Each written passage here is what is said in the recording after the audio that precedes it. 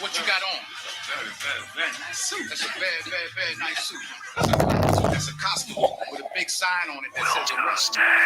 You understand? You're too loud. The super producer. The loudest one in the room is the weakest one in the room. I told you that. Let's get it, I got it, I'm ready, my lord. Whole click solid, everybody on board. Say they won't smoke, that this shit they can't afford. These niggas weak, no cap, I go hard. And I know these niggas mad, I ain't tripping, I'm good. One call, then fall on you, don't make me do it. Me and my niggas taking your city on guard. Look, I got something for all you haters. Dumb thinking and sweet, get all the flavors. You niggas suckers like you candy coated. Grab the 40, let it blam, reload it. Couple sticks on me, thinking dynamite from that damn explosion. Look, homie, all I'm saying, you better chill. You think you got the game, you ain't even in the field. You say you ready to die, you ain't even gonna write a will. I gotta leave you to make bail before the appeal. I'm war ready, heavy artillery like a Mando. Who boots brave camo, feeling fresh out the bando. I'm one west, got a vest, lot of ammo. Big blade, face paint like I'm Rambo. Shit, I make rappers gon' rip they book up. I walk up on you real time with my hood up. Send your ass under with a ladder, it ain't good luck. Let's get it, I got it, I'm ready, my lord. Whole click solid, everybody on board. Say they won't smoke, that this shit they can't afford. These niggas weak, no cap, I go hard. And I know these niggas mad, I ain't tripping, I'm good. One call, then fall on you, don't make me do it. Me and my niggas taking your city on guard. 140 for the rebel, nigga. Yeah. Wait a minute, let me check my watch, time to go to work. Bitch, I'm right back, keep my bag, about to go berserk. Oh, that nigga left, he a hoe, tell him go to church. Say that they got next, okay, guess I gotta get it first. The truth hurt, I'm on fire, let it burn a bit. Fuck a hoe, cut that bitch off like a tourniquet. Cut him up, nip tuck, then I put him on the bed. Everything I drop, heavy little nigga, watch your head. Yeah, he ain't one west, he a fed. I claim a 25th, UPK thoroughbred. Oh, he bad, well, I ain't worried about a damn thing. Nigga, I'm strapped, I put it like a hamstring. Just touch down, finna fly down, case it dry. Touch king times, gonna be very hard to stay alive. Bitch, we outside, so you know you can't stand there. Said if I gon' die for this shit, I told him, hell yeah. Let's get it, I got it, I'm ready, my lord. Whole click solid, everybody on board. Say they won't smoke, that this shit they can't afford. These niggas weak, no cap, I go hard. And I know these niggas mad, I ain't tripping, I'm good. One call, then fall on you, don't make me do it. Me and my niggas taking your city on guard. You know, if you wasn't my brother, I'd kill you. You know that, don't you? I'd blow your motherfucking brains out. You know that. All right. Clap it up. All right, it's the Israelite School of Universal Practical Knowledge. Started out at 1 West 125th Street, Hall, New York, under Commanding General YAHANNA. It is Monday, the history breakdown class, where we break it down line upon line, precept upon precept, here a little, there a little. So we're going to finish up chapter 45 in Genesis, basically with the mindset or the lesson that, you know, you have to prove yourself to have an exalted seat. You know what I'm saying? In order to have glory, in order to be elevated, I'm good. You got to go through something. You can't get something from the Lord if you don't go through something, because you won't know how to handle it once you get it. Once you get it, you're gonna fumble it, you're gonna misuse it, you're gonna abuse it. Do me a favor, I turn down the main gain just a little bit. Yeah, that one. Check. Perfect. So if you do not know the ins and outs to on your way to being exalted, you're going to fumble what the Lord gives you, because it takes understanding things at every level. That's why the last class that we did 2 weeks ago, that, you know, I mentioned how Commanding General YAHANNA said the best general was the best student. You know what I'm saying? The best student became the best trooper. The best officers, you know what I'm saying? So on and so forth, right? So you have to prove yourself in order to have an exalted seat, right? So we're gonna start. We're gonna start at verse 6. Genesis 45 and 6. This is the book of Genesis, chapter 45, verse 6. For those 2 years hath the famine been in the land, Mm-hmm. and yet there are 5 years in which there shall neither be earning nor harvest. Mm-hmm. Verse 7. Verse 7. And God sent me before you to preserve you a posterity Mm-hmm. in the earth, and to save your lives by a great deliverance. Now, okay, so at this point, Joseph is the second man in the land. You know what I'm saying? He's like Pharaoh's president, he vice president. You know what I'm saying? So, but the question that you have to ask yourself, or the question I'm going to ask y'all is, what did he have to go through to get to that position? That's a question. What did Joseph have to go through to get the number 2 position over the entire nation? Not go ahead. So like he was booked, he was in jail, he was accused of rape. They left him in jail. Supposed to get him out of jail, left him in jail. Shit, he was set up and sold. Yeah. You know what I'm saying? Set up and sold into slavery. By his brothers. You know what I'm saying? By his brothers. You know what I'm saying? And like Knox said, you know what I'm saying, he was forgotten about by his homeboys that he was on D block with. You know what I'm saying? They said, man, we gonna think about you, bro. We gonna put a word in with Pharaoh with you. You know what I'm saying? As soon as I get out, I got you, bro. I'm a champion your cause. Completely forgot about it. Right? And at the end of the class 2 weeks ago, I posed the question: if you knew to get the glory, you know what I'm saying, to be the number 2 man in the land, you know what I'm saying, to have wealth and acquisitions, could you do 12 to 15 years in prison? That's a hard question. Like, if someone told you gonna be a multi-millionaire, you got land, you got livestock, you over everything, my voice is your voice. You know what I'm saying? When people talk to you, it's like they talking to me. You know what I'm saying? So would you be able, but in order to get that, you got to do 12 to 15 years in prison. Could you do it? Because we all know what goes with prison: solitary confinement, fights. You know what I'm saying? You feel? Go ahead. Porking you to death, putting pork in. You know what I'm saying? Like trying to poison you with all types of detestable meats. Slack you. You know what I'm saying? Oh yeah. And then on top of that, you know what I'm saying, deplorable living conditions. You know what I'm saying? You getting sick because of do we have any I don't think we got any more codes. I think we got codes. Check see if we got some codes. And then on top of that, because you living in these deplorable conditions, 9 times out of 10, you're going to get sick. You know what I'm saying? So could you go through essentially like Joseph in Job's life is almost on par? You know what I'm saying? The only difference is like, well, I mean, it's basically the same thing. Joseph for a season lost his family. You know what I'm saying? Same thing with Job. You feel me? He lost his position. Same thing with Job. The only thing that Joseph didn't get that Joseph got, he didn't lose his health.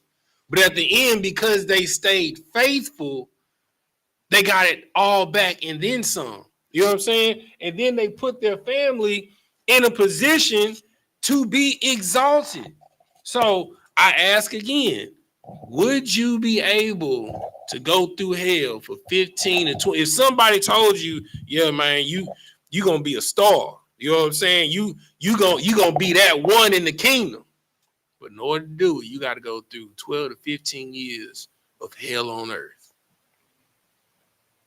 And they list everything. You're gonna be accused of rape. You know what I'm saying? People gonna lie on you. You're gonna get fired. You're gonna go through repossessions. You know what I'm saying? Your family gonna turn their back on you. People gonna call you crazy. You know what I'm saying? You might be homeless for a little bit. You understand? Like you gonna be going from home to home. You know what I'm saying? Then you gonna spend time in jail. Then from jail, we're gonna send you to prison. But if you hold down, as soon as you get out, you up here. Go ahead, Knock.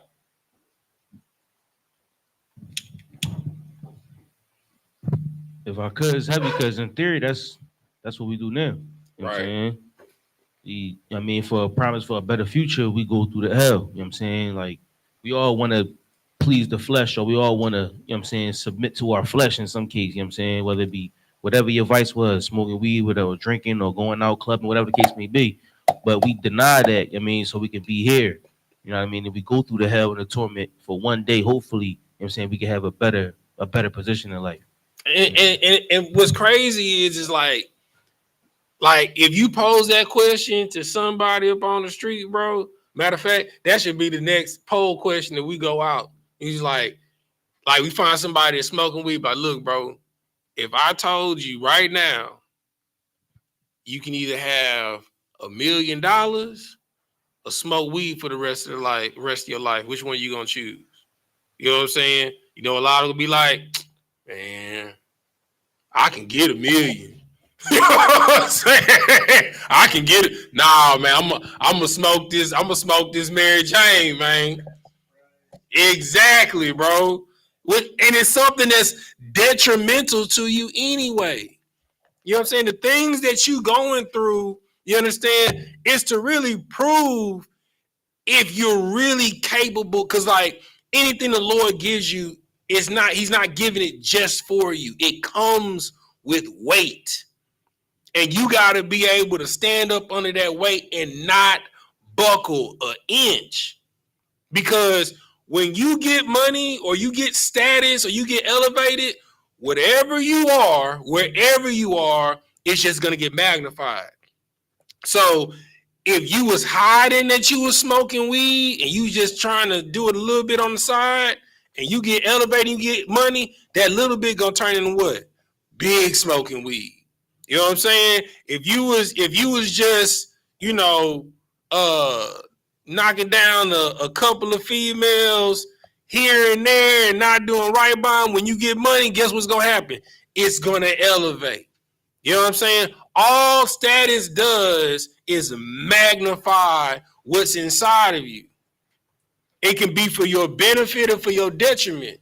Throughout antiquity, the Lord has risen up people to destroy them. You know what I'm saying? That's why when you get rank, you understand, it is such a monumental thing. It is not a light thing. You understand?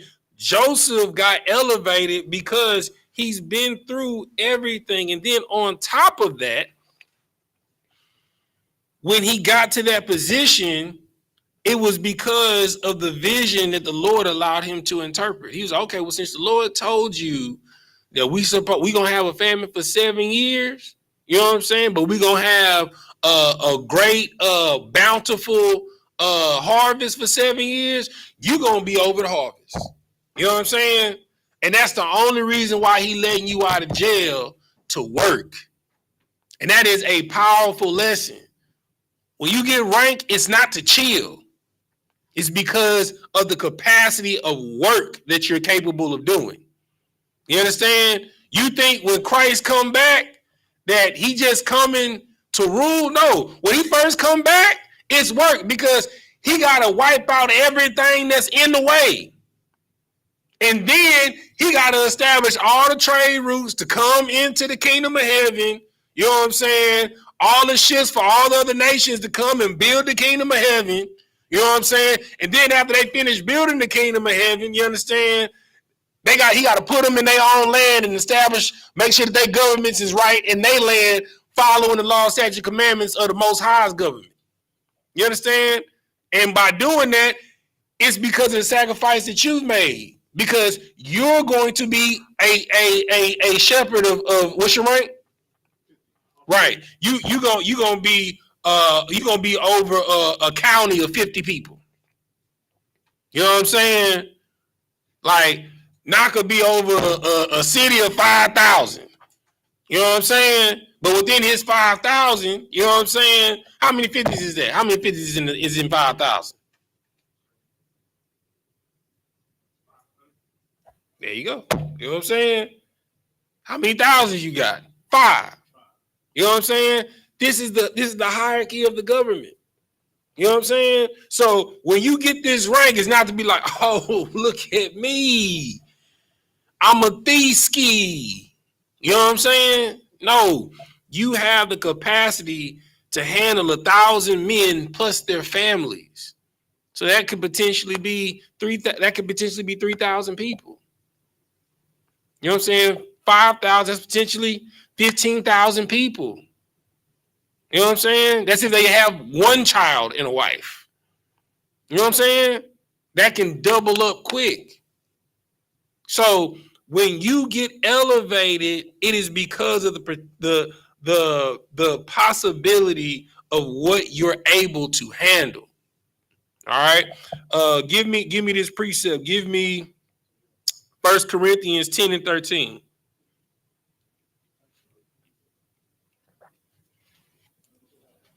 Give me 1 Corinthians 10 and 13. Because you got to understand, you got to prove yourself in order to be elevated. Go ahead. Is it on?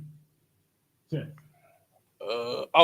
Turn it up in the back is low. Yeah. The middle one. Yeah. Might check it. Okay. There you go. This is the book of 1 Corinthians, chapter 10, verse 13. Mm-hmm. There hath no temptation taken you, but such as is common to man. Say that one more time. There hath no temptation taken you, but such as is common to man. You got to understand this. Everything that you go through is not brand new. People been smoking some type of dope since antiquity. Like, opium has been around since antiquity. You don't know what, like, you get a lot of different drugs from opioids. You know what I'm saying? You get handlebars from opioids. You know what I'm saying? You get codeine from handlebars. You get what's the stuff that they give morphine from opioids. You know what I'm saying? You get promethazine from opioids. You know what I'm saying? You get Percocets from opioids. You know what I'm saying? There are a multiplicity of drugs. Oh, and then the most popular one that destroyed a nation, Oxycontin from opioids. You understand?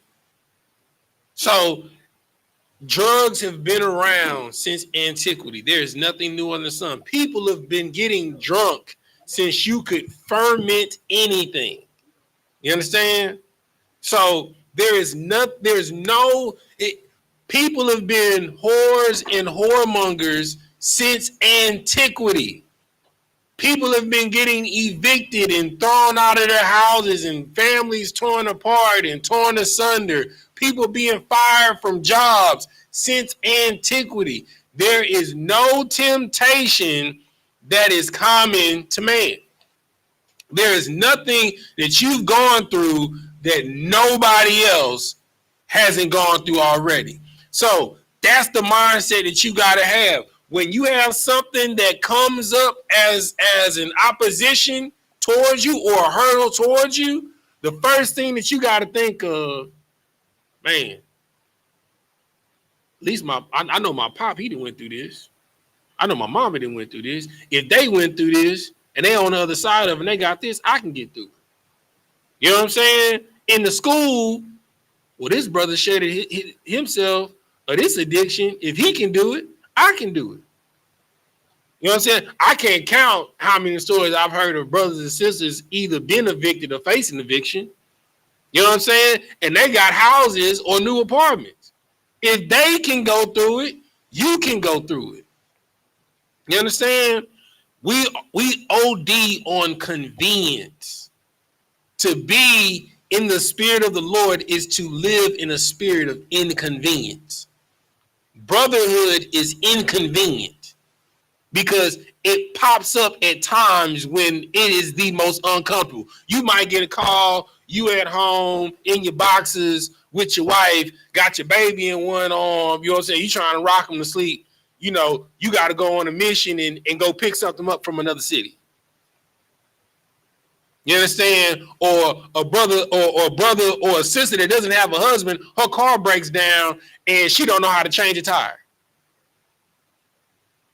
You know what I'm saying? Or like my brother Knock, you know what I'm saying? Like he get a random call, he getting the music back popping again, but then the brother AC go out or the AC not working. To be a leader, it is never at a convenient time. But your carnality, the things that you want to do, the things that you love to do, those are the things that are tempting you. But there's no temptation that's common to man. Like, bro, you don't think that I want to roller skate all the time? I love roller skating, bro. You don't think I want to make beats, you know what I'm saying, and make the coldest funkadelic album ever? I would love to, bro. But the work comes first. And yes, it will be an inconvenience. You understand? Brothers will call you last minute for a ride. You know what I'm saying? What that mean? You're not going to hold them down? You're not going to find provisions for them if you can't do it? No, it don't work like that. What happened if Commanding General YAHANNA tell us that Christ gave us the order that the chariots would be arriving within 7 days? They can arrive on Monday or they can arrive on Sunday. But I need every brother and sister, you understand, to have one bag packed. You understand? And then all of a sudden, we think it's going to be on Sunday. We get the call that the chariots are going to be out here in the field, you understand, on Wednesday, and it's a brother that's caught on the north side. So what? You not going to go to the north side to get that brother so he can get in the chariot so he can escape destruction? So we can all be in the kingdom? To be a leader is never convenient, huh? So the Lord is going to put you through a life of inconvenience so he can prepare you to rule. Because to be in rulership, it is a life of inconvenience. Anybody here like watch Game of Thrones or House of Dragons or anything like that? All right. So when the Series in Game of Thrones, you know, the mother of dragons, when she took over that city, you know what I'm saying, and freed the slaves, and she was like all happy for a minute, you know what I'm saying? What took place, you know what I'm saying, it occupied all of her time when she took over that city. She couldn't even get to the Iron Throne because what was occupying her time the entire time? Does anybody know? Say that. What did you say? The games. No, not the games. Nope. Give you one more guess. Or I'll give you a hint. What did Jethro tell Moses in order to make his burden light ruling over the children of Israel?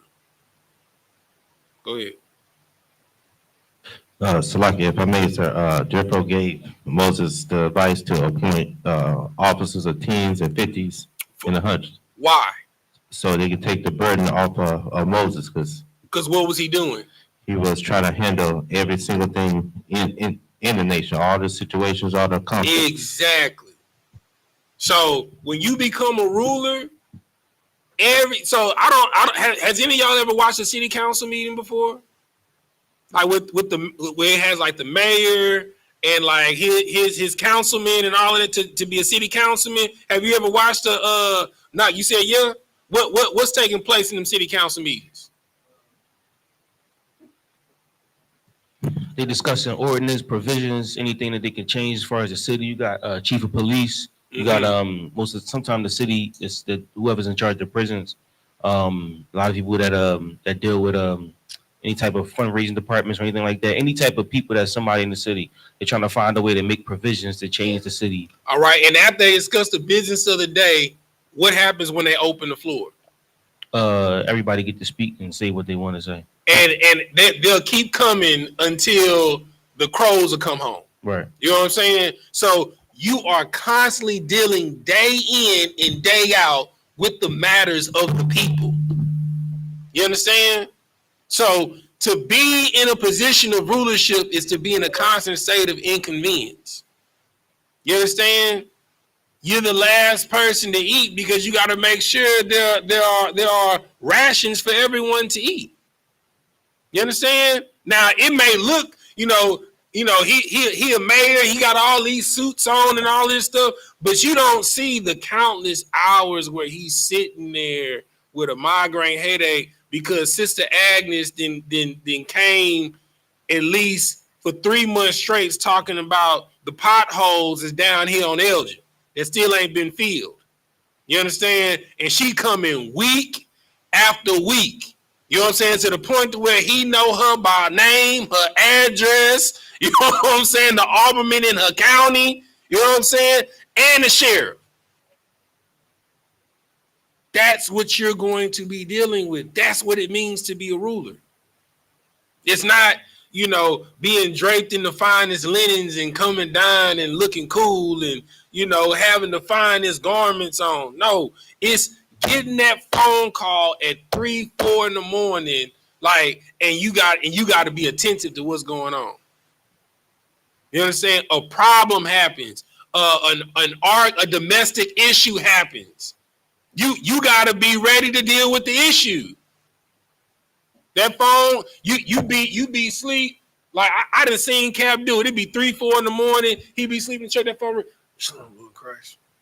You know what I'm saying? And then the person on the other line, Salakia, sir, are you busy?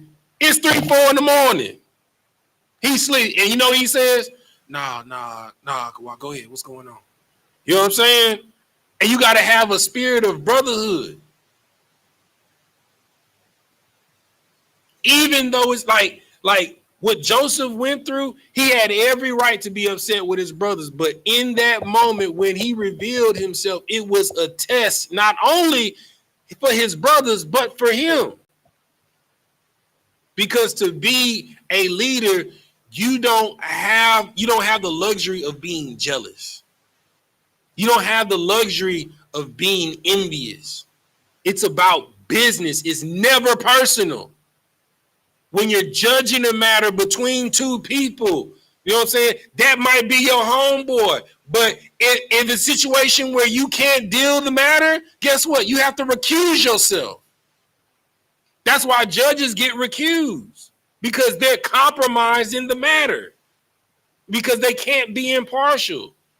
You can't judge a matter like say for instance, okay, you're the head of the camp and your wife brings another sister, you know what I'm saying, to counsel. You understand? You can't judge that matter. You have to recuse yourself. Someone either your same rank or higher rank has to judge that matter. That's what it takes to be a leader. Not only do you have to live in a state of inconvenience, but you have to have the wisdom to know when you can deal with a matter and when it's above you. Because even counselors seek counsel. All right, keep reading in 1 Corinthians.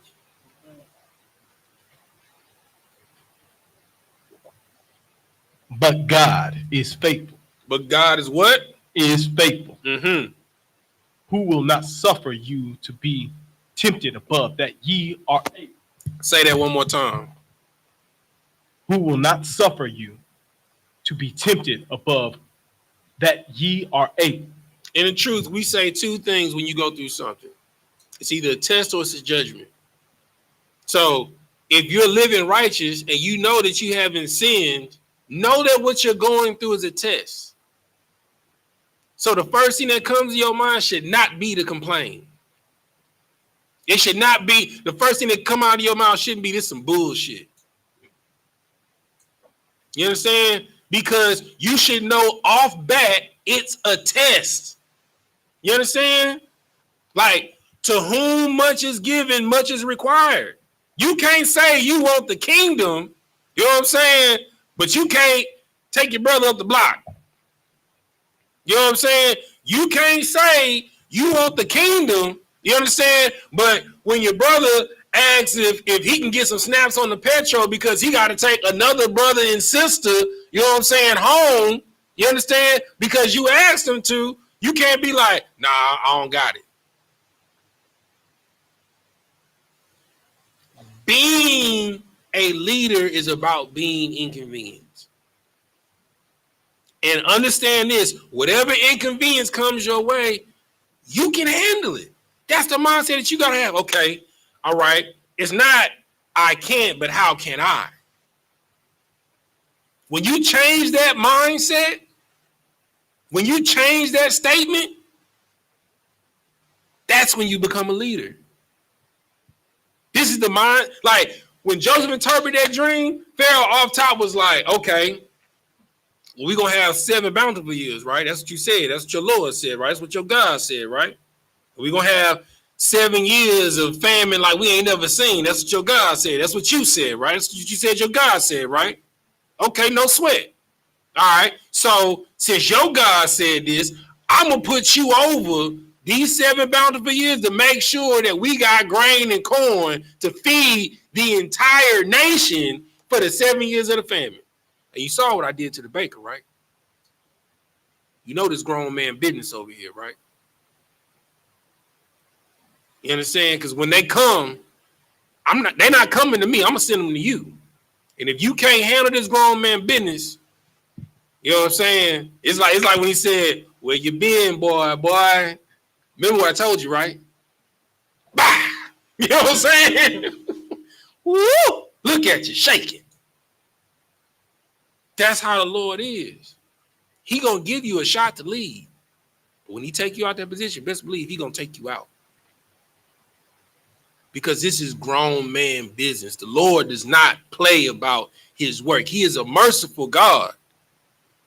But don't forget your father is a man of war. And he does not play about warring to make sure that his people have provisions. So whatever position that he puts you in, understand you can do it. You can make it through. Joseph did it. Job did it.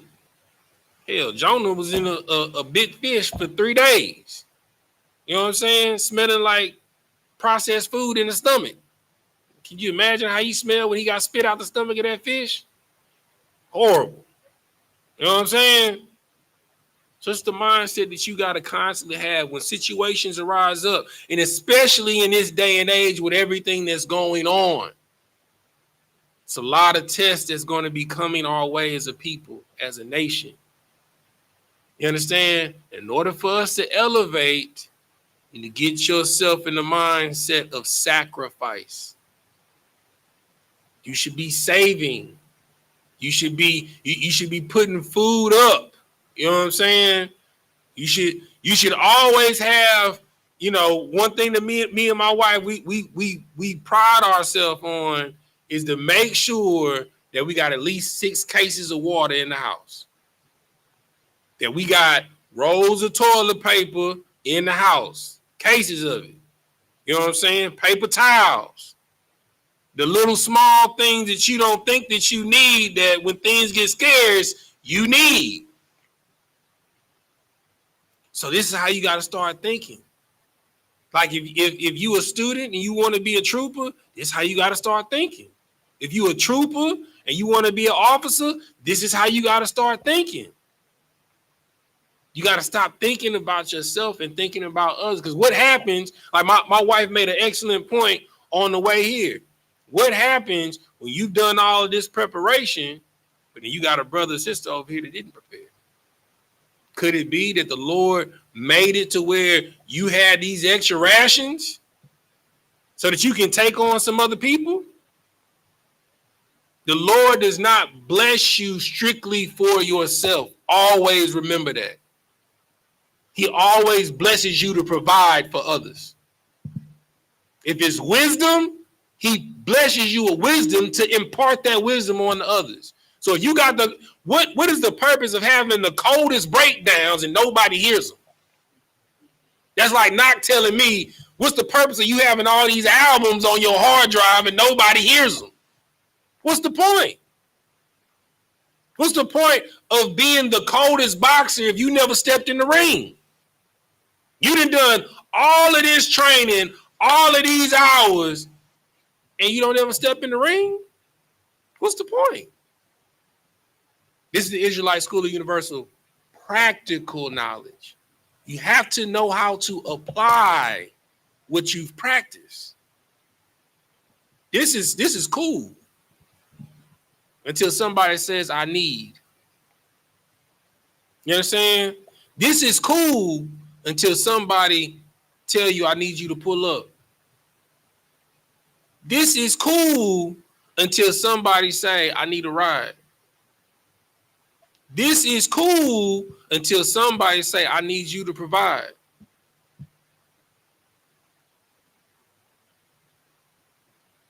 This is what it takes to be a leader. This is what it takes to be elevated. You understand? Joseph was a man for the job because he lived a life of inconvenience for 12 to 15 years. Live a life of scarcity for 10 to 15 years. Oh, he know how to make some meal stretch. Even if he got to make a prison spread. You know what I'm saying? It's the mindset that you got to have. You got to know how the smallest person on the bottom feels because you've been there. How can you give counsel on a situation that you've never experienced? You have to go through it. Because the Lord said that there's no temptation that is common to man. There's no situation he's going to put you in that you can't get out of. He's made a way out for you. You just got to look for it. That's the mindset that you got to have going into every situation. All right. Give me Isaiah 49 and 9. Oh, 48 and 9.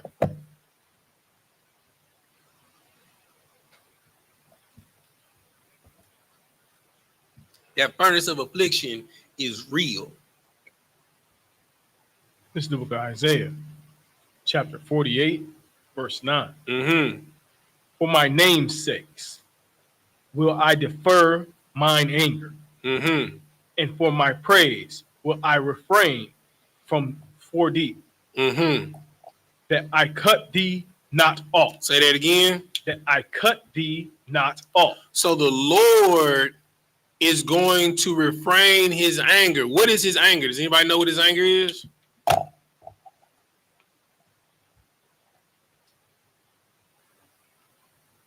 What are the curses?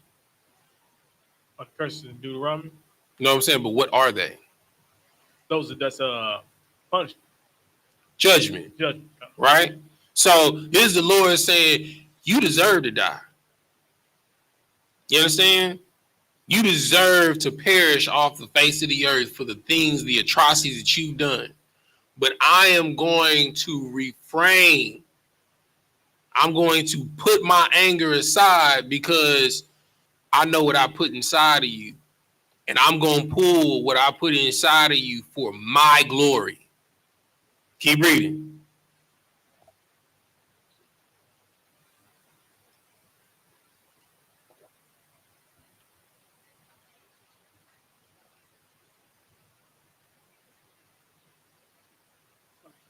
48:9. This book of You can start over. 48:9. this book of Isaiah, chapter 48, verse 9. Mm-hmm. But these two things shall I come to thee in a moment, in one day. You in Isaiah chapter 48, verse 9? Select it now. Okay. Okay. 48 and 9. And for my praise I will refrain. Will I refrain for thee, that I cut thee not off. Verse 10. Behold, I have refrained thee. Refined. It's like refined, but not with silver. I have chosen thee in the furnace of affliction. You understand? Which is hard times in hell. A man or a woman's character is not determined when things are good, but when things are bad. This is why you have to get drugged through hell to be determined worthy to be elevated to a throne. Because I have to see how you handle an eviction. I have to see how you can handle getting fired from a job. I have to see how you handle, God forbid, your wife leave you and take the kids, or your husband leave you and take the kids. I have to see how you handle your family turning their back on you. I have to see how you handle a repossession. I have to see how you handle going to jail, unfortunately. I have to see if you can handle peer pressure. Because why would I give you $1 million if you can be manipulated? That money gonna be gone quicker than I gave it to you. Because everybody gonna have a plan for your money that the Lord gave you to reserve to build something for him and his people. You have to go through hell to be elevated. I mean, think about it. In any game, right? You gotta go scavenge throughout the boards to get all of these different things to make different weapons.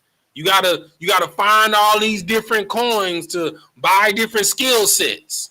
You know what I'm saying? If you gotta go through all of these things and all of these guilds and all of these missions in these games, you understand? To elevate in power, speed, agility, you know what I'm saying, and wisdom in the game. Why you don't think you gotta do that in life? The scripture says, where a man's treasure is, that's where his heart is. It's the same thing in a video game. You trying to stack up money, you know what I'm saying, in GTA so you can get you a car. Where your treasure is, that's where your heart is. You know what I'm saying? You see these boys out here on Slab Sunday, you know where their heart is. It's in that car. You know what I'm saying? They put their all in that car so they can kill them on Sunday. This is the mindset that you have to have. You have to be willing to sacrifice and have nothing if that's what it takes to be with the Lord. Because he is the only one that provides. He is the source for every resource. Everything was taken from Job. Everything was taken from Joseph.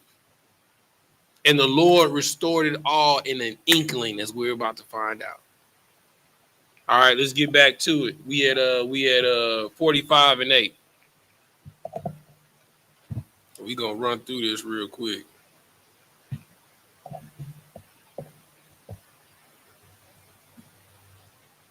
This is the book of Genesis, chapter 45, verse 8. So now it was not you that sent me hither, but God, and he hath made me a father to Pharaoh, and Lord of all his house. You understand? He said that the Lord made him a father to Pharaoh. Do you understand what that means? Go ahead, now. I'm at 45 and 8. Mm-hmm. Yes.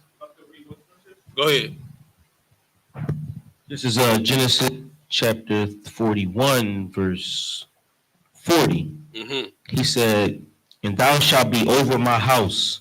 This is Pharaoh speaking to Joseph. "And thou shalt be over my house, Mm-hmm. and according unto thy word shall all my people be ruled. Only I in the throne will be greater than thou." Come on, bro. He gave Joseph everything. You understand? And then Joseph said, "The Lord has made me as a father to Pharaoh. He doesn't do anything without my counsel." Like that's worth more than anything, right? Like, it's one thing to be wealthy and to be rich, but be the counselor to tell the rich how to spend their money. That's more power than anything. Go ahead. Like, that's how all these athletes get effed out of their money, from their financial advisors. Go ahead. It's like, if I could add, what scripture that said it's the wise man that taketh over the city, the man that can tame his brain. You know what I mean, not he's better than the man that's strong. In this case, Pharaoh had the strength, but Joseph has the wisdom. Exactly. You understand? Like, and the only way that you're gonna get that wisdom is the Lord. It's the only way. Like we went over it. Every wizard, every witch, every necromancer, every soothsayer in all of Egypt came before Pharaoh. They could not interpret that dream. They called on all their spirits. They called on Buddha. They called on all the jinn. You know what I'm saying? They called on Allah. They called on Obatala, Yemi Yah. You know what I'm saying? All the Yahs. They called on all of them. You know what I'm saying? And none of those spirits could answer it, because those spirits didn't give it. The highest spirit gave it. The most high spirit gave it. So only the most high spirit can answer it. And only a man of the most high and that has the spirit of the Lord can interpret. That's the type of power that the Lord will give you. Like what we got an opportunity to interview Captain Zariah. One of my favorite moments in that interview is when he talked about how he got invited by Genuine to a concert, to one of his concerts, right? And then after the concert, they backstage and stuff like that. And, Genuine is known. Genuine is famous. But he talking to Cap, asking him all of these questions. You want to know why? Because the Lord imparted the wisdom to Captain Tazariah. You can be famous, you can be known all over the world. But if you don't have the wisdom, nobody wants to listen to you. You understand? They just want you to be, like they told LeBron, shut up and dribble.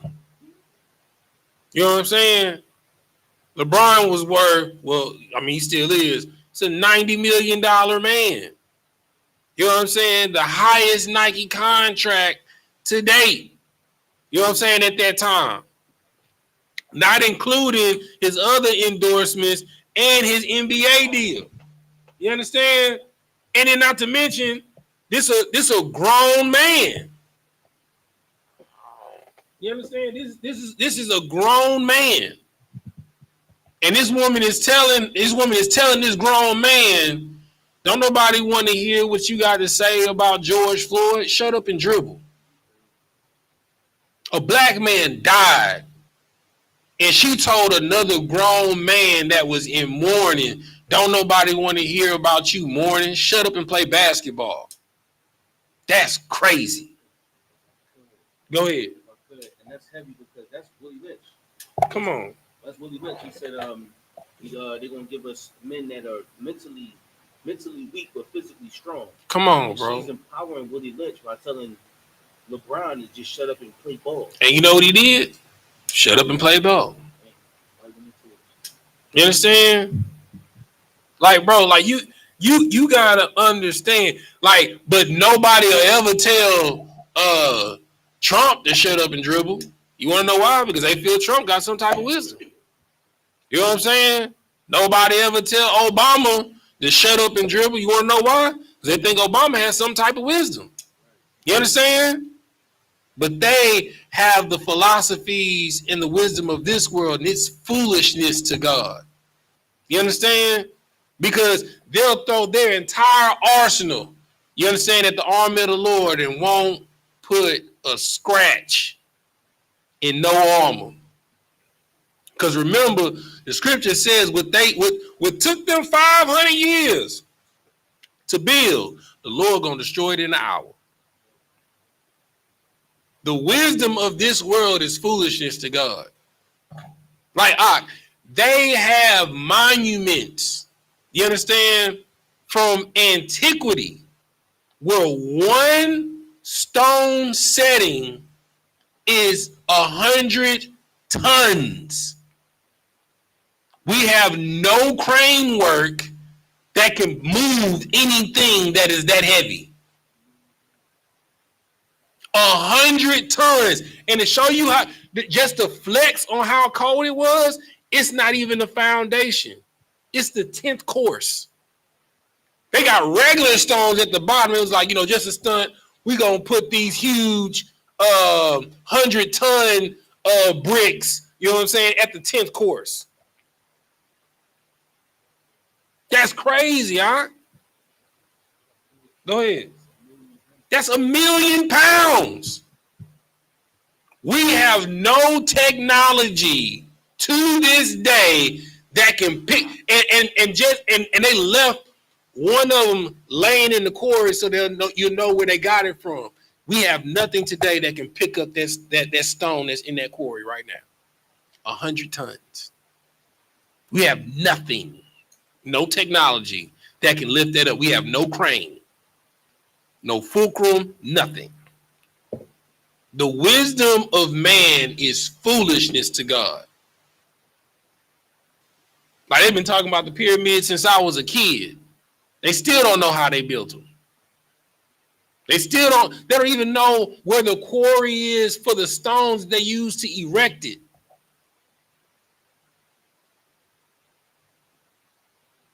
But you can't stop smoking weed. The Lord gonna give you all this. He gonna give you Machu Picchu. You know what I'm saying? He gonna give you Teotihuacan. You know what I'm saying? He gonna give you Yosemite. You know what I'm saying? He gonna give you Mount Rushmore to tear it down and you rule over it.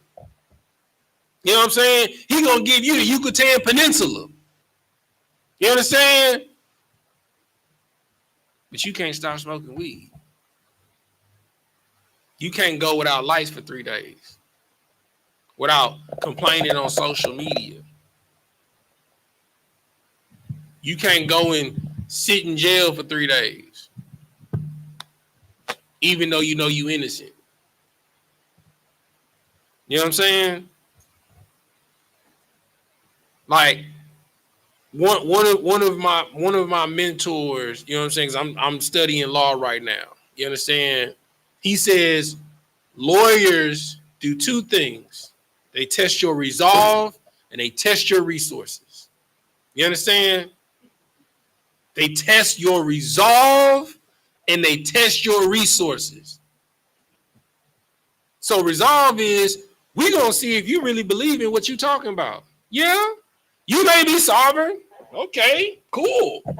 You know what I'm saying? You may be a man, a free man. Okay, cool. You may be entitled to certain rights. You know what I'm saying? Cool. Let's see if you gonna stand on it. And let's see how long you willing to stand on it. We go, oh, okay. I can't talk to you this way. Arrest him. Let's see how you feel in 3 days in the tombs. You know what I'm saying? Then the judge bring you up. All right. You want to plead guilty, no contest? No? Bailiff, send him back down. They're going to test your resolve and your because you may have resources to deal with it. You know what I'm saying? You may be able to pay the lawyer, right?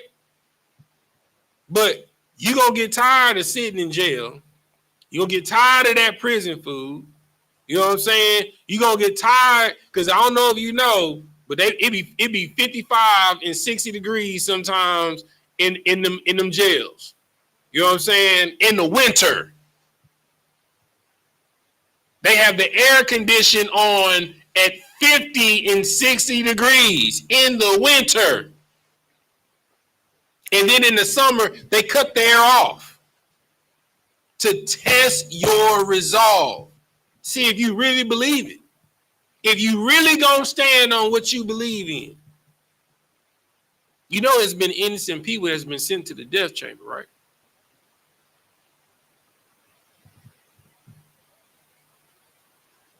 They tested them all the way up to that death chamber. And some people stood on what they believed on, that they was innocent to death. And guess what? 30, 40 years later, they get exonerated. And they dead. Do you have that type of resolve for the Lord? Because best believe a time is going to come where it will be tested. All right, keep reading. Verse 9. This is the book of Genesis, chapter 45, verse 9.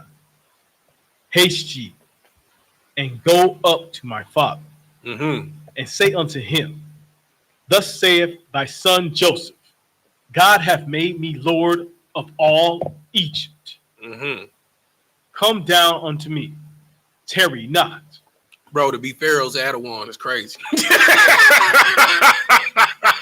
Go ahead. You know what I'm saying? Real talk. Go ahead. Verse 10. And thou shalt dwell in the land of Goshen. And thou shalt be near unto me, thou and thy children, and thy children's children, and thy flock, and thy herds, and all that thou hast. Verse 11. And there will I nourish thee, for yet there are 5 years of famine, lest thou and thou household and all that thou hast come to part. You understand?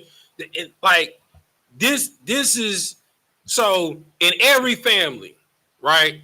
There's that one cousin, or that one brother, or that one sister that is blessed in life, that does well.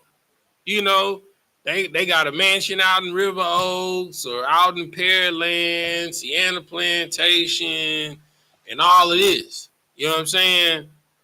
But what we fail to realize is that the Lord isn't blessing you to stunt on your family.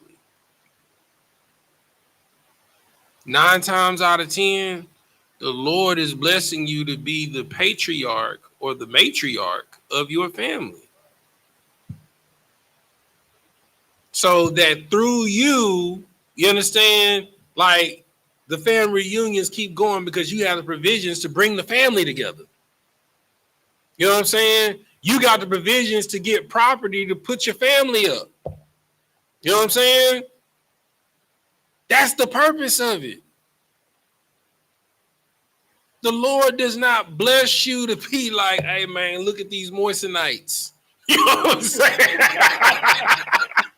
You feel me? You know what I'm saying? Look at these gold-plated Cuban links. You know what I'm saying? He don't bless you. He don't bless you to just be on Instagram. Look at me. I'm in Aruba. I'm in Dubai getting dumps taken on me. You know what I'm saying? You feel me? You know, he don't bless you for that purpose. He blesses you for the purpose to take care of others.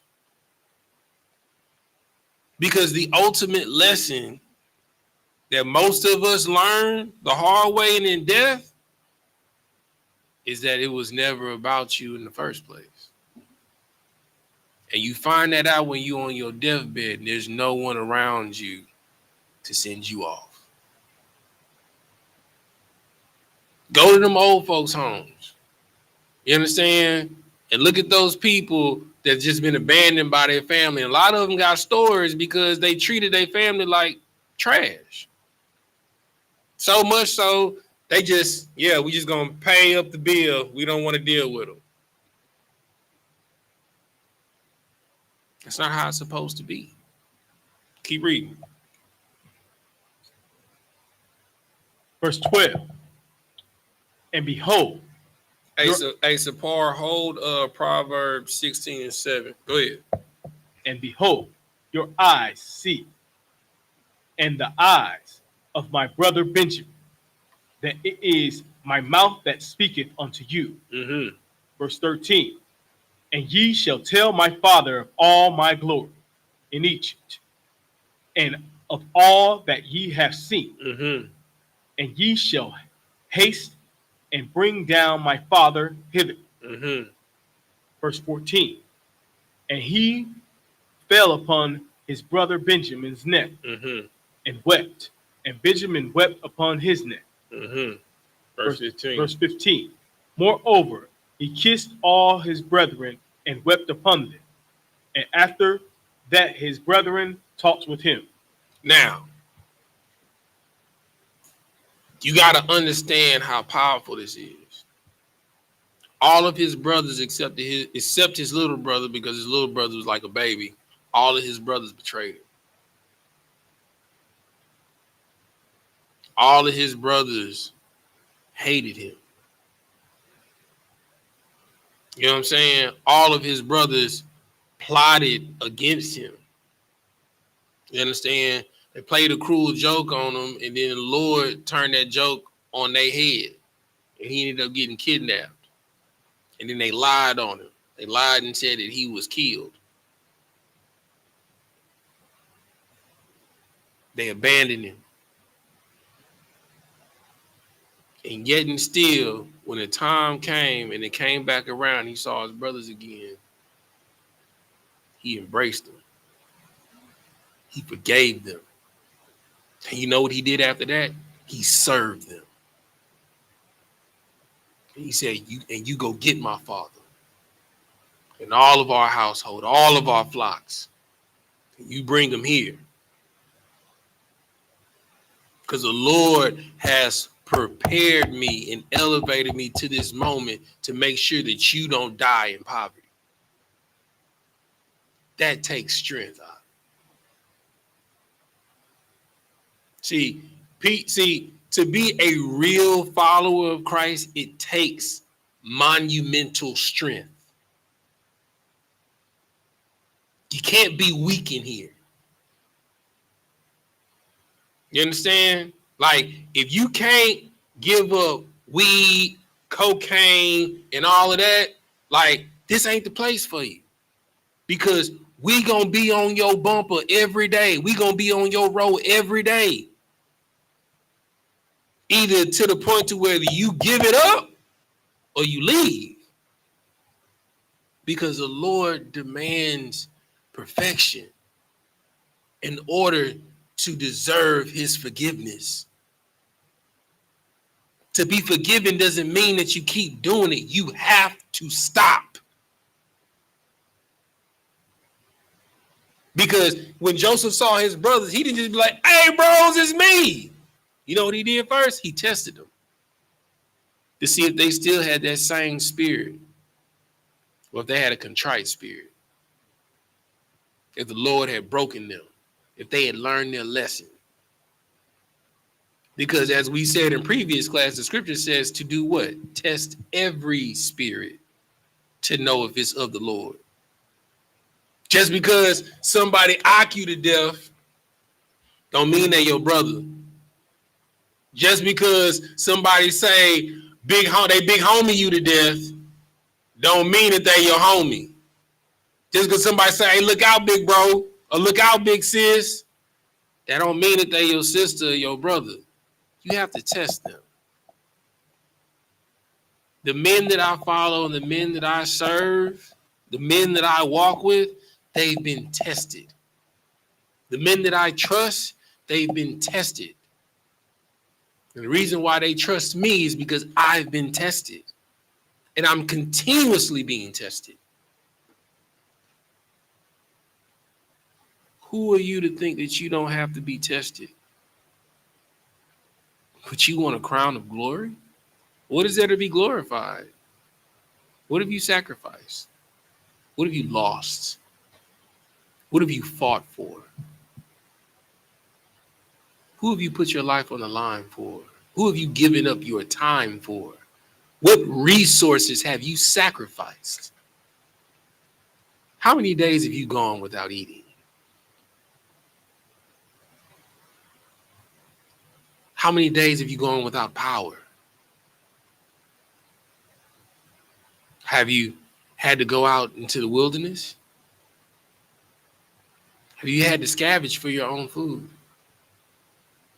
How many souls have you protected?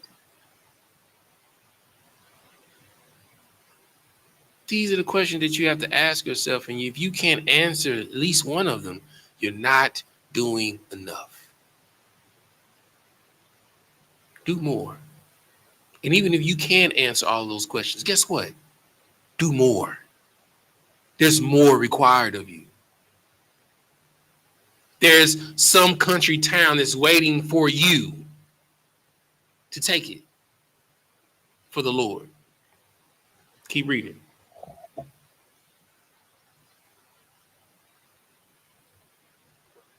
Verse 16. And the fame thereof was heard in Pharaoh's house, saying, Joseph, brethren, are coming. And it pleased Pharaoh's will. Pleased Pharaoh well. And his servants. Verse 17. And Pharaoh said unto Joseph, say unto thy brethren, this do ye, lad your beasts, and go, get you unto the land of Canaan. Oh, you where you at? Verse 17? Okay, yeah, go ahead. Verse 18. And take your father and your households, and come unto me, and I will give you the good of the land of Egypt. And ye shall eat the fat of the land. Give me what I asked for, Sapar, Proverbs 16 and 7. And I'll come to the book of Proverbs, chapter 16. And who gave him this, Yakubad? Pharaoh, right? And what nation is Pharaoh from? And what? And then the type, Ham. You know what I'm saying? And for the most part, throughout antiquity, Ham has been our what? Read. And I'll come, the book of Proverbs, chapter 16 and verse 7. When a man's ways please the Lord, he maketh even his enemies to be at peace with him. Say that again, Art. He maketh even his enemies to be at peace with him. Because who can hate someone that saved their life? You understand? This is why all the nations are going to praise and love you. Because you're going to bring peace on earth under Christ. You understand? This is why they copy everything that you do. Bro, I just saw a video on Facebook where the people in Tokyo, Japan, they get in the process so they can get dreads out. You understand? I'm talking about it's a whole process, brother. You know what I'm saying? Like, I guarantee you they probably spend like 5-10 hours in that chair. just to have sewn in dreads in their head, just so they can have an afro. You understand?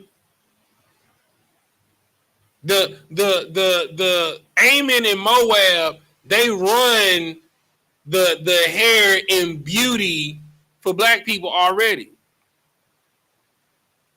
Every nation knows that the wealth is in subjugation of black people. They got the right mindset. It's just flipped. The wealth is in serving black people, but they oppress you instead. You understand? But if we got Yakubite cognac and Sapar tequila, you know what I'm saying? We don't gotta go to their liquor stores. You know what I'm saying? If we got Knock Valero, we don't gotta get their gas. You know what I'm saying? If we got Tazadat groceries, we don't gotta go to their grocery store. You know what I'm saying? If we got Monaco water, we don't gotta get water from them. You know what I'm saying? But we have to remove our dependency from them. And the only way that we're going to do that is by serving the Lord. And then by doing that, guess what? They'll be begging to serve us, because then their nations are going to go belly up and bankrupt, because all of their businesses are in our communities. They own our convenience stores. They own our strip centers. They own the houses that we rent. They own our apartment complexes, on top of what they own in their own community. But when you serve the Lord, even your enemies will be at peace with you. Your enemies will give unto you, because how can you hate someone that saved your life? That's how righteous you got to be, y'all. The Lord will rise you up so high. And that's why Commander YAHANNA is such an amazing leader. Because when we have these food drives, you know what I'm saying? Y'all, you've been there, Yakubah. If a white man comes up and asks for a case of water, do we turn him away? Nah. You know what I'm saying? If a East Indian come up and ask for some Pampers, will we turn him away? Nah. Because we're not like our oppressors are. Because we serve the Lord. And the Lord will give us the resources where we'll be the source. We'll be the plug on the block. You understand? And we won't treat them like they treat us. Of course, we're going to take care of our people first. But if they are in need, we will provide resources for them. Because that's what Joseph did. Joseph saved the whole nation that is his enemies. And because of that, Pharaoh provided for his entire house. He's like, look, man, I heard what you were saying to your brothers.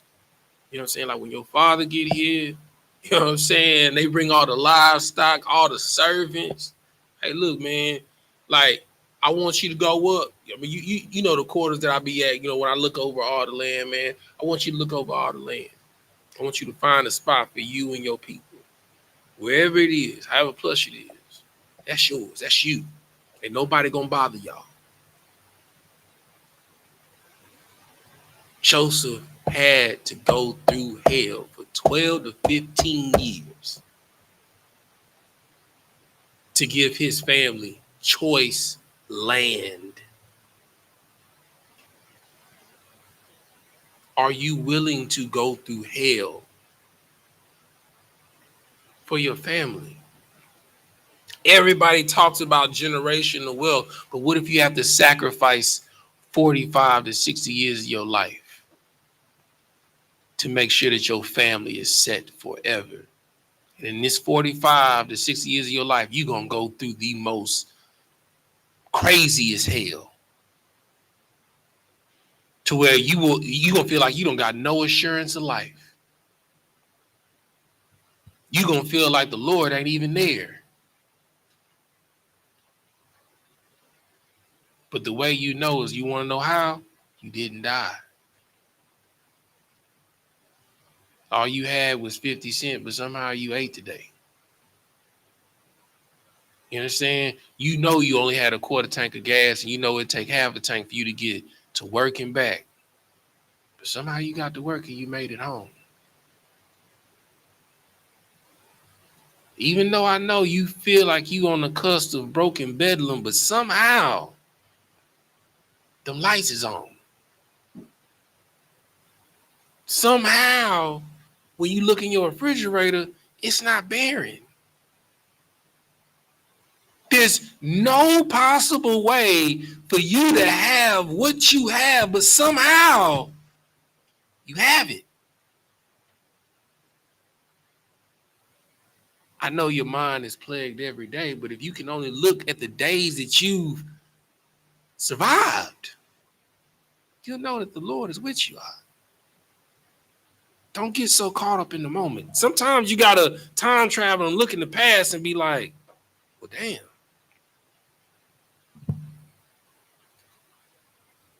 Keep reading.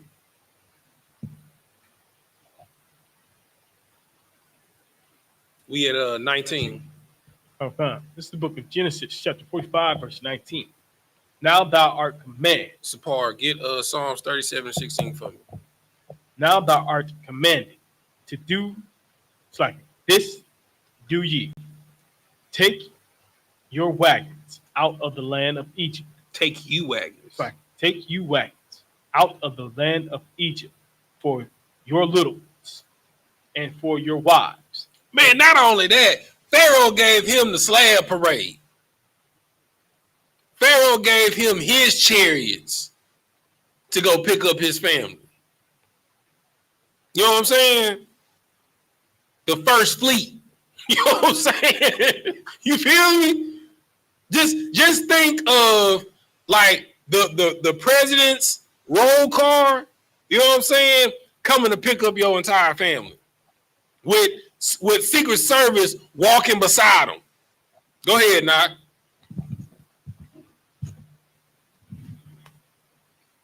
If I could have later in the chapter, it said it was 70 souls that left out of Canaan into Goshen. So it was like 70 of us. Come on, bro.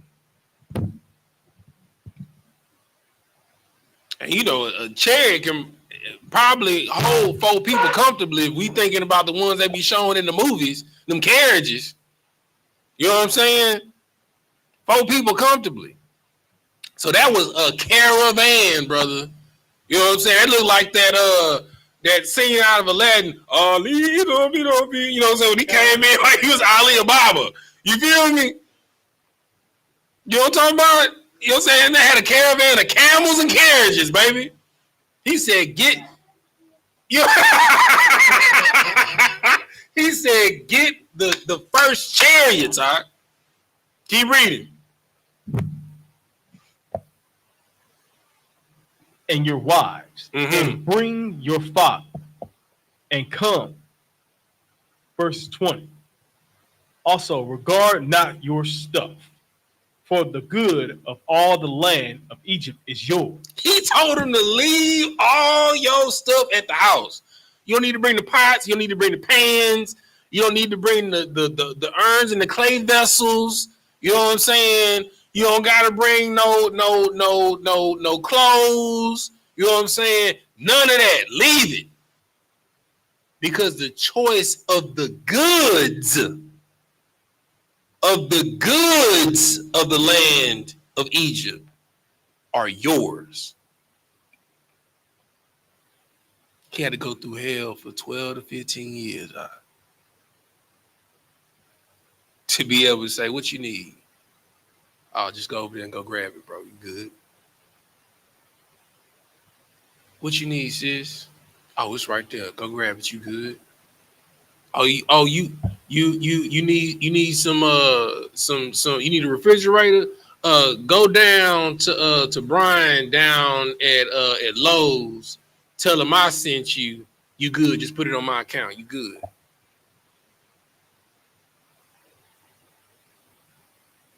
You got to go through 12 to 15 years of hell. And when I say hell, I want you to think of the worst prison movie that you've ever seen. The worst prison cell. Like better yet, any of y'all ever watched that old show on HBO, Oz? Imagine living in Oz for 12 to 15 years.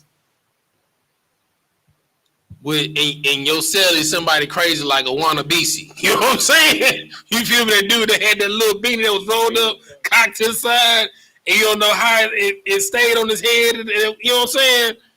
That was killing people and SAing people. And you got to deal with that chaos every day for 12 to 15 years. And never sin. Never curse the name of the Lord. Could you do that to set your family up for generations? I know a lot of y'all say, yeah. But it's hard to stand in the face of your accusers and they accusing you of rape. And you look them in the eye and both of y'all looking at each other and you know that person lying. It's hard to be fired from a job that you work so hard for from the floor up to become a manager and to watch that be taken from you. And because of that person accusing you of rape, you not only you being fired from your job, but you being thrown into prison. Because you look your brothers in the eyes and turn their back on you and abandon you and serve them. Because you look your cellie in the eye that said he gonna hold you down because you his man 10 grand, and when he get out, he gonna put money on your books and get a lawyer to fight your case so we can put you before Pharaoh so we can get you up out of here and he forget about you. And because Pharaoh got a dream, he remember you like, hey man, I need you to do this solid for me because I told the man that you could do it. But he forgot about you and left you in there for a possible another 2 to 3 years. It ain't no guarantee when you do this favor for him that you're going to get out. Could you do it? Because Joseph didn't know just he could interpret that dream and Pharaoh threw him back in prison. All you know is that one day the Lord going to make you whole, but you don't know how he going to make you whole or what he going to do to make you whole. Could you sacrifice 12 to 15 years of your life? Hell, could you sacrifice 30 years of your life? Hell. Keep reading.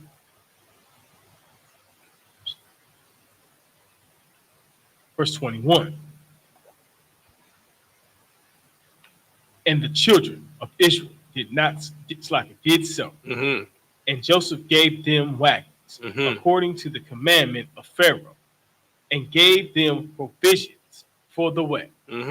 Verse 22. To all of the men, to all of them, he gave each man charges. No, that's not what he said. Like changes of raiment. So you said 70 souls right now. To the 70 souls, he draped them down in the finest linen. So when they came through Egypt, they looked like royalty. You know what I'm saying? I'm just gonna do the math, right? I know for sure a minimum for my garment for Passover, probably gonna run about $250. You know what I'm saying? So let's just do some quick math real quick. This is on the low end. If each person's garment is $250, we gonna multiply that times 70. That's $17,500 for 70 people.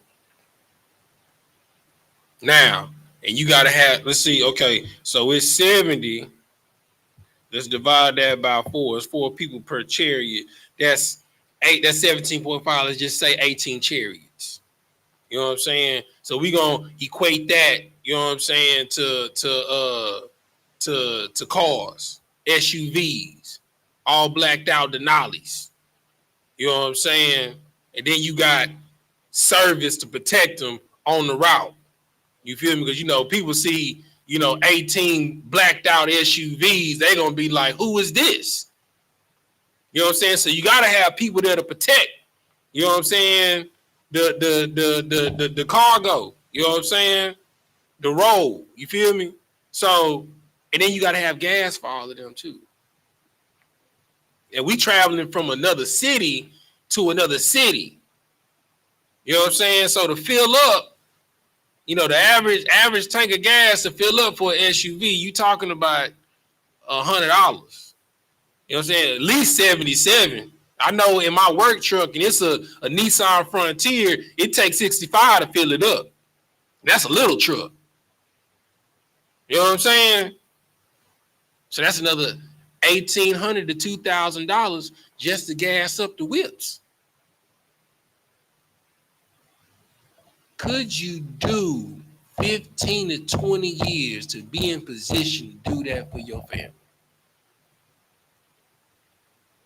And then know in your mind, these are the same people that abandoned you. These are the same people that turned their back on you.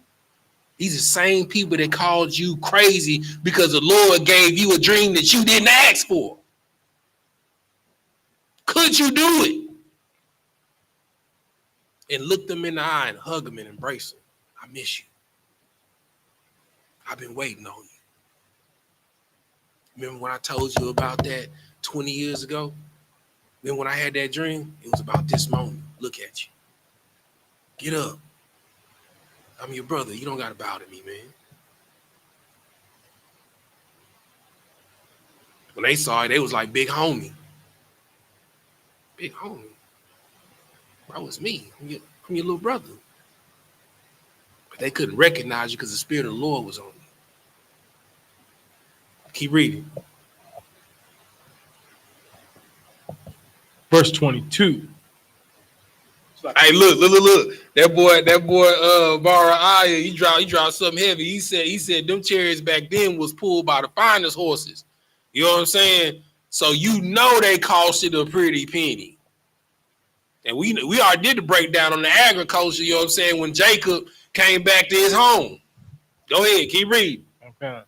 To all of them he gave each man changes of raiment. Mm-hmm. But to Benjamin he gave 300 pieces of silver and 5 changes of raiment. Let me give you that math real quick.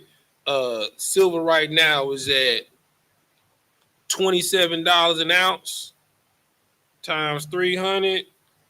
He just dropped $8,000 on his little brother real quick. You know what I'm saying? Just because you the only one that didn't betray me, and I love you. We come from the same mama. You feel me? Go ahead. Keep reading. Verse 23. And to his father he sent after this manner 10 asses laden with the good things of Egypt, and 10 she-asses laden with corn and bread and meat for his father by the way. So on top of the 18 chariots,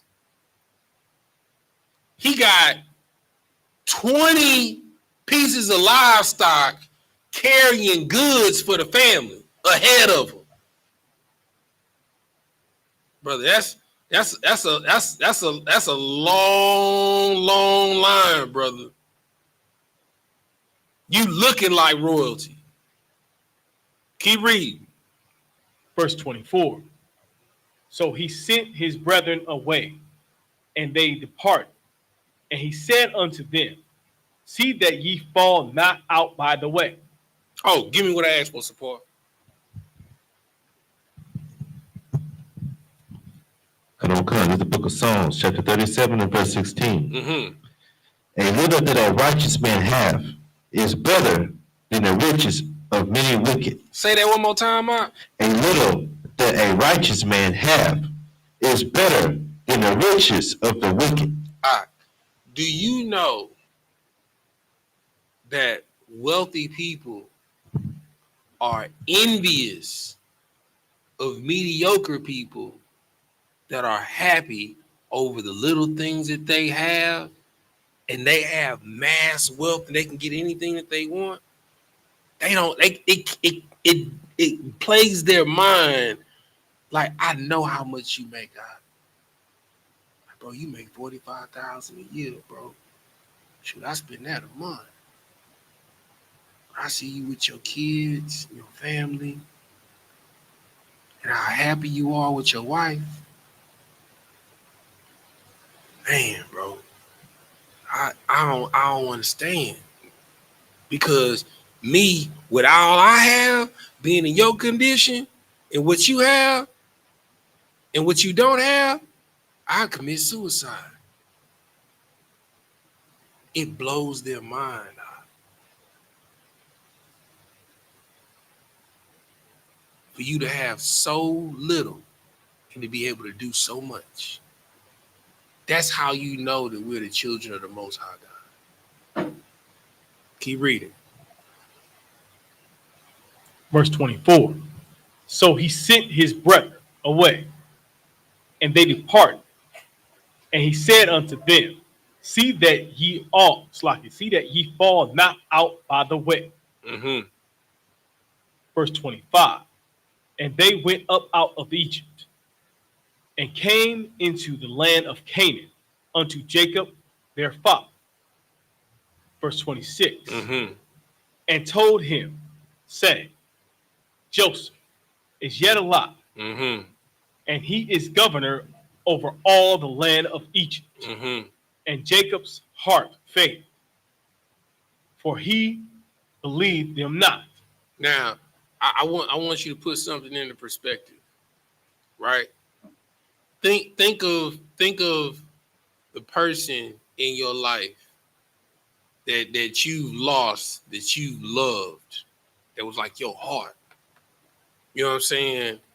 And you lost them 12 to 15 years ago. And you've been living with the thought of them being gone and, you know, whatever's going on, you know, little small memories here. And then one day you get that phone call, whatever nickname they called you. You know what I'm saying? And you realize the person that you lost is no longer dead. That's how Jacob felt. Like for me, it's my pawpaw. You know what I'm saying? Pawpaw Charles. You know what I'm saying? That was my superhero growing up. My mother's father. You know what I'm saying? He is the example and the epitome of what a man, the level of what I measure myself of what a man is. You know what I'm saying? If he called me, you know what I'm saying? And I hear on that phone Walter Jr., I wouldn't know how to act. Like you would hear a rat piss on cotton. I would give up the ghost. That's how Jacob felt. Because he thought his son was dead. And he found out that he's alive. That's how the Lord feels every time each one of you come home to the truth.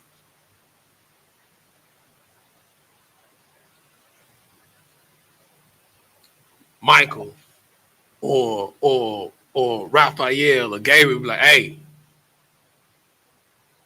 so Paul walked in here. Who? My son? Yakubah walked in here. What? My son? Knock walked in here. What? Every time one of y'all walk in here, a brother, a sister, or a child being born into the truth, there's a party being thrown like it's Passover.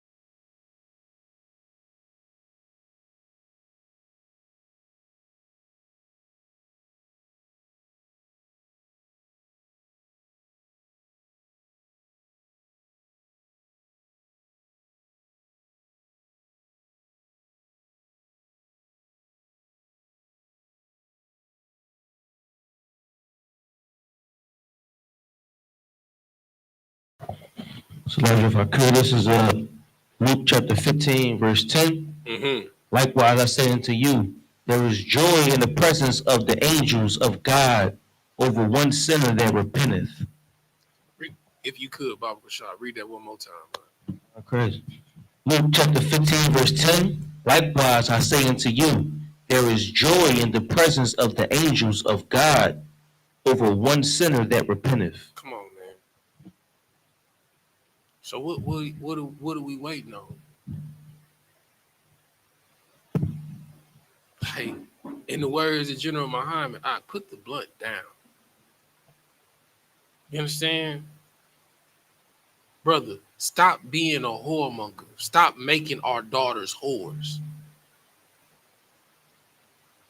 Be a father to the fatherless. Be a mother to the motherless. Be a brother to the brotherless. Be a sister to the sisterless. In order to be risen to glory, it takes inconvenience. If you're not willing to forfeit your life so that you can live, you're not worthy of glory. And with that, we're going to say Amajium, which means to stand. Sar, which means to turn. We're going to face the east. We're going to do the Lord's Prayer first in Hebrew, then in English. Repeat after me. Abanawa, Shabbat Shemayah, Kodash, Hayah, Shemka, Yahweh, Malakwatha, Taba'ah, Ratazayaka, Hayah, Aisha, Ba'aratazah, Kawa, Hayah, Bashemayah, Nathalananawa, Lacham, Kal, Yawam, Wasalaknawa, Kabawaknawa, Kasalaknawa, Kabawakinawa, Wala'ah, Tabi'ayanawa, Banasaya 1, Abal, Hawashayanawa, Mayan, Rai, Kaya, Laka, Hamalakwa, Waha'ala, Wahata Para, La'awalamyum, Aman. In the English, our Father, which art in heaven, hallowed be thy name.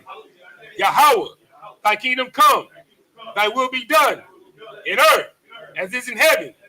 Give us this day our daily bread, and forgive us our debts as we forgive our debtors. And lead us not into temptation, but deliver us from evil. For thine is the kingdom, and the power, and the glory, forever. So be it. Sar, turn and face the front. We'll give a courtesy salute to the brothers, then to the sister. Go ahead now. Oh yeah, now it's a slide. Oh, you got to memorize.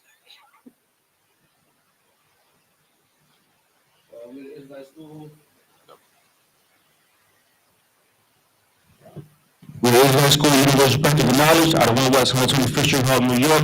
Rules for new brothers and sisters. When a new brother or sister comes into the class, they are off limits for 6 months. They are to be saluted only. They are here to shut themselves of the world. If they need transportation, the teacher will arrange it. After 6 months period, if a brother or sister has an interest in a particular person, he or she must seek counsel from the heads to marry. Tithes, which is a commandment, Numbers chapter 18, verse 21, Malachi chapter 3, verse 8 through 10, means tenth in Hebrew. But Asherah, 10% of every penny of any increase the Lord gives you, give it to the teacher or go to I.S.U.P.K.com.